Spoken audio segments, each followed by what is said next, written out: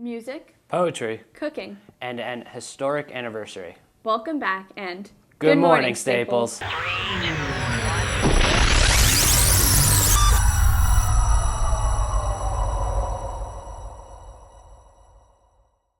Good morning, Staples. I'm Hannah Foley. And I'm Steve Wachowski. Today is Wednesday, April 23rd. We're back from vacation and in many ways into the home stretch of the 2013-14 school year. We'll be back with today's show right after the pledge. I pledge allegiance to the flag of the United States of America and to the republic for which it stands, one nation, under God, indivisible, with liberty and justice for all. Exactly 9 years ago today, YouTube got its start. That's right. The first video was uploaded at 8:27 p.m. in 2005. It's called Me at the Zoo. It doesn't look like much, but it sparked a revolution. Alright, so here we are in front of the elephants. Cool thing about these guys is that they have really long fronts, and that's cool. And that's pretty much all there is to say. In 2013, the two annotations were added to the video. As of last month, that video has received over 13 million views and over 89,000 comments. It was only 9 years ago, and now you can find almost anything on YouTube. It's just another reminder of how fast things move in the age of the internet. Now here's Jack to let us know about what's happening in the Library Media Center this Friday. What's up, Staples? I'm Jack Greenwald. This week my group and I decided to talk to the librarians about an upcoming event. Hi, I'm here to tell you all that the 5th annual Poetry and Jazz Celebration is going to be happening on Friday, April 25th, all day in the library.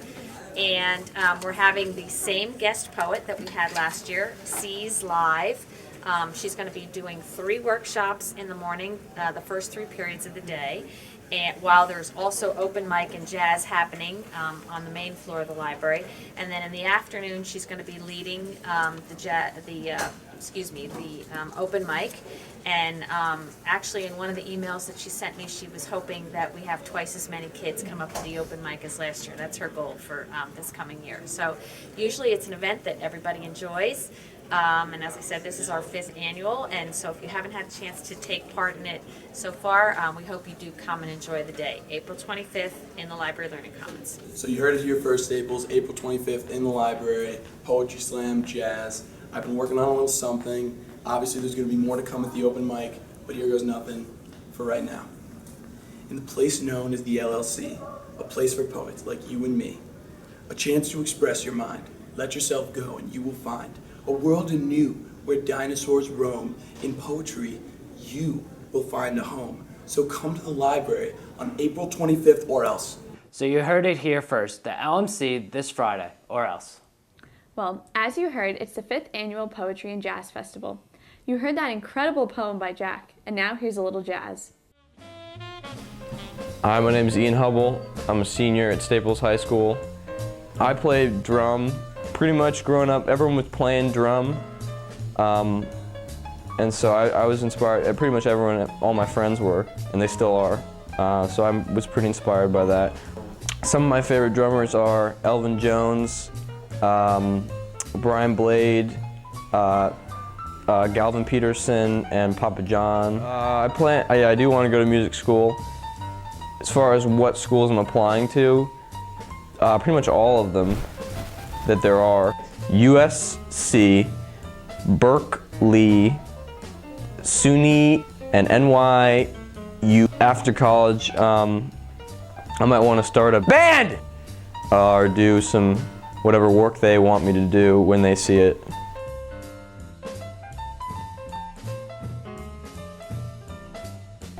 I'm going to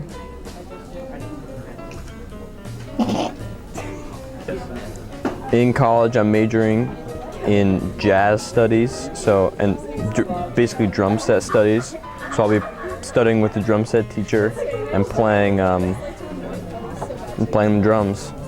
After college, I plan to move to New York City and sort of do any music that I can. There's a huge music scene down there in Ork, so I'll see what I can do. I'm gonna probably join the pit orchestra in Broadway, if I can.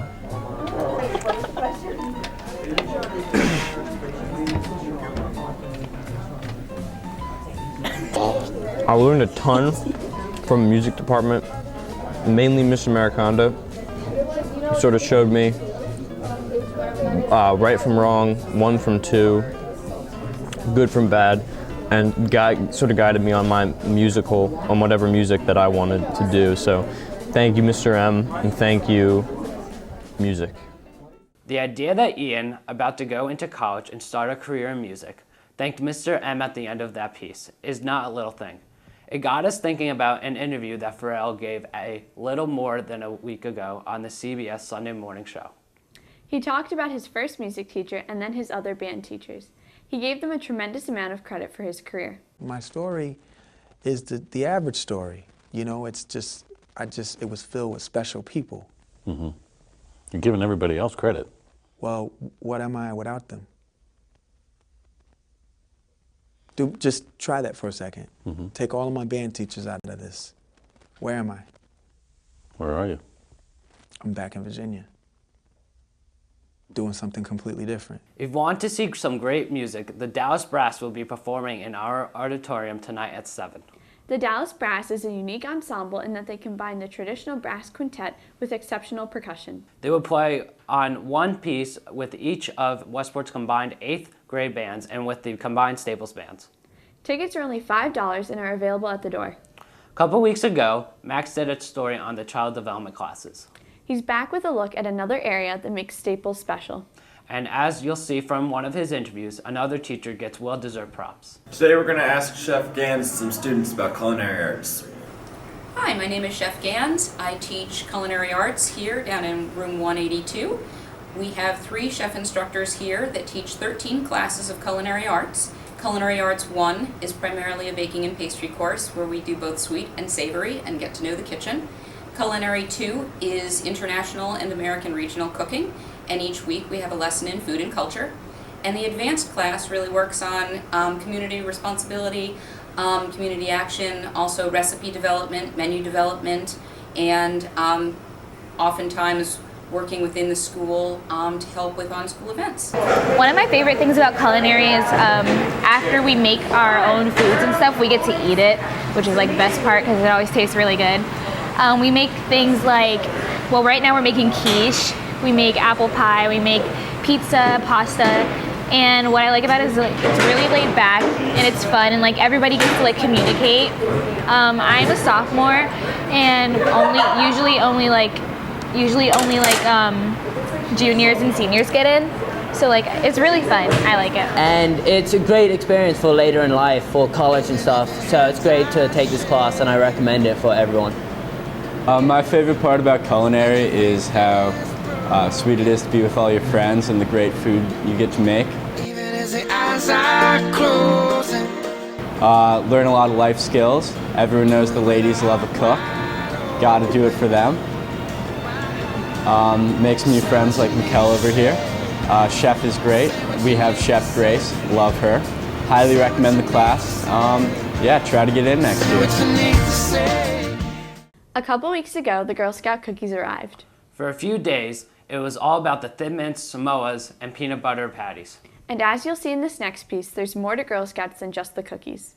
Well, Girl Scouts all started in Savannah, Georgia by Juliette Gordon-Lowe in the 60s, I believe. And her best friend was a boy, and he also started Boy Scouts. I decided to keep going just because I wanted to be an older Girl Scout, because there's a difference between a younger Girl Scout and an older Girl Scout. Older Girl Scouts get to plan, they get to have events, they get to plan dances for the younger Girl Scouts, they get to be camp counselors. I've been a camp counselor for 2 years, and being in Girl Scouts for 10 years, it's been a wonderful experience. I think probably one of my favorite experiences is being a camp counselor, so being able to go to a camp and be with older girls who also enjoy Girl Scouts is really hard to find these days, so it's nice getting to know that you have other girls like you. You can sell Girl Scout cookies 2 ways. I believe, maybe 3. You can sell them online. You can tell relatives and parents and friends to go online and buy their cookies there, and you tell them your name and you put it in the order, and it automatically goes to your troop. Or you can do pre-sales. They give you the forms and you get the cookies to them. Or you can also do it at cookie sales. Most troops do pre-sales and cookie sales, where you go out on a booth day. You go to a booth spot, where a booth spot is where you go in front of a store and you can sell cookies, and you wear your vest and everything else. The range of selling is usually like maybe 100, 150 boxes of cookies. It's not really that bad, no. And we don't like get like a huge cut. We get like maybe like, if cookies are $4 a box, and if you sell $4 a box, then you get like maybe $1 to your troop, and the rest goes to the companies who make the cookies. I think my favorite Girl Scout cookie, and it's not sold in Connecticut because I transferred from California troops, so it's actually a lemonade. It's a cookie that has shortbread on one side and lemonade icing on the other. And what it says about me is that I like summer a lot. I enjoy being in the sun a lot. I enjoy beaches. I like to, I just like to have fun with my friends, and so. Finally today, this Saturday is the Mini Maker Fair in the Westport Public Library. We went down to the library and asked Bill Derry if he would give us a look at what we could expect this weekend. Well, there are going to be all kinds of activities for kids and adults, interactive activities. There'll be a nerdy derby where they can decorate cars and have races with cars. They can see robotics. They'll see from MakerBot, who is one of our sponsors, they'll see some really good new 3D printing going on with electronics. We have Balam Soto, who's in the library, who is going to have digital light and sensors hooked up. He's created a sound bodysuit for his daughter so that when she dances, she produces the music and the light from her body movement. We have David Pogue, who is going to be speaking in the McManus Room about new technology for 2014. We have a Maker Wedding presentation from Kirsten Warner. And we have a Geek Your Fashion show. And you'll have an opportunity to make some fashion. Ellen Gang from the Ellen Gang Design Studio and Fashion Camp. We'll have students come by and do some sketchings. I'll have students showing how to design, they'll be in action. They'll be on one dress form, and I'll be on another dress form showing how to create designs on the form by using fabric, a two-dimensional piece of cloth, and making it into a three-dimensional garment. Here I am with Kirsten Warner Rao, and many of you may know her from Bedford, where she teaches workshop. There's a 9-year-old boy, well now he's like 12, in Los Angeles, in kind of a poor neighborhood, and his father has a used auto parts store in kind of like a not so great neighborhood. And so for summer, he couldn't go to summer camp. He had to hang out in his dad's store and pass the time. It turns out Dad had a lot of cardboard boxes and a lot of that nice wide packing tape. Kane loves arcades. He loves going to arcades, playing the games. So he said, I'm just going to build my own. It's a funhouse arcade made of cardboard boxes. My first game I made. 9-year-old Kane Monroy built it in his dad's auto parts store at a junkyard in East LA. Here we go. Kane's arcade is pretty intricate. I missed. There's basketball and soccer and a homemade claw machine. I got tokens, passes, and prizes. He used his own toys for prizes. Everything manual. The one thing Kane didn't have was customers. Kids at school didn't even believe he had an arcade. Then filmmaker Nirvan Melick walked in. It's got to go into one of those hoops? Yeah. Looking for a car door handle. Instead, he found a movie. And then when you'd score a point, he would crawl into the box and he pulls out these little tickets out of the side of the cardboard. Like real arcade games, tickets come from the bottom. And I was like, this kid's a genius. He came up with a special surprise for Kane. He put out the word on the internet, and one Saturday, while Kane was getting pizza with Dad, hundreds of total strangers showed up, a throng of customers for Kane. We had people coming from everywhere. I couldn't believe it. Cameras rolling as Kane finally arrived. Wow, what's going on over here? He got out and he said, wow. The movie posted online late Monday. Nearly 2 million people have watched it, contributing more than $100,000 to a college fund for Kane. What did it make you feel like? Proud that people know my arcade. He's just psyched the movie. Looks too hard for me. Not that hard.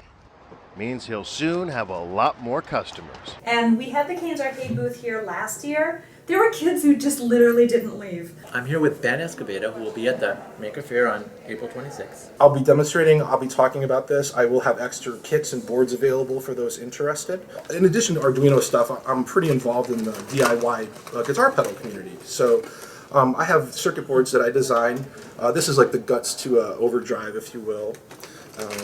I make my own boards and own circuits based on vintage circuits and also modifications as such, and I do have quite a few available of different flavors, and I'll be happy to discuss and show how they're all built and made and the process. So here I am in the Makerspace at the library, and I'm looking forward to seeing many of you at the Maker Faire on April 26th, 10 to 4.